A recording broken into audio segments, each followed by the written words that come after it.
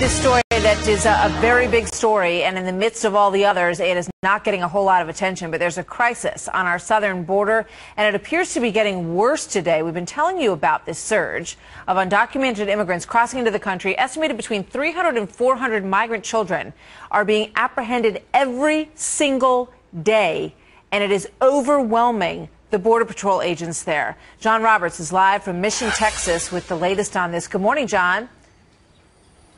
Good morning to you, Martha. And this really is ground zero of this immigration crisis. We are on the Rio Grande River, the border with Mexico. That's Mexico right over there, right underneath that big palm tree there, a very popular place for immigrants to cross into the United States. In fact, this morning, on our way to the Riverside Club, which is where we're broadcasting from this morning, cameraman Jeff Burton ran across a couple of women, one of them with a small child, who had crossed the river early this morning.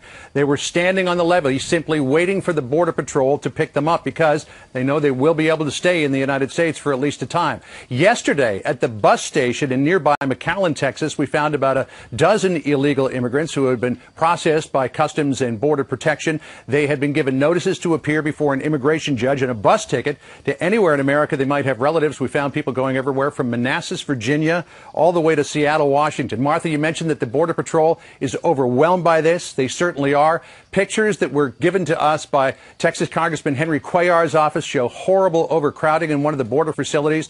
He was here on the weekend touring the McAllen facility. I spoke with him after he took that tour. He told me that he believes many of the family units and unaccompanied children who came to this country are probably here to stay.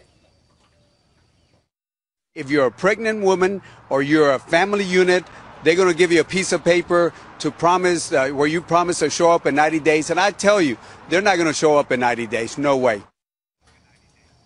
Congressman Cuellar told us that after his tour, he said the overcrowding situation has eased somewhat, at least at the McAllen station. And Martha, we hope to get some pictures of that later on this morning to share with you. You know, you touched on it just there, but the feeling that if they get here, they will be able to stay. Right, John? Yeah, and that was a big issue at the Senate Judiciary hearing with the Homeland Security Secretary Jay Johnson last Wednesday. He was asked, is that the main reason why people are coming? He said, I don't believe it's the main reason, and there is some evidence to back that up. We talked to a number of people at a Catholic charity that's helping these folks out as they get dispersed across America. To a person, they told me they're escaping violence, increasing violence, gang violence, and the economic problem in their country. But Carmen Avila, a Guatemalan who lives in Honduras and came here from Honduras the other day, told me that the rumor is out across Central America about these so-called permisos, permission to stay in the United States. Here's what she told me.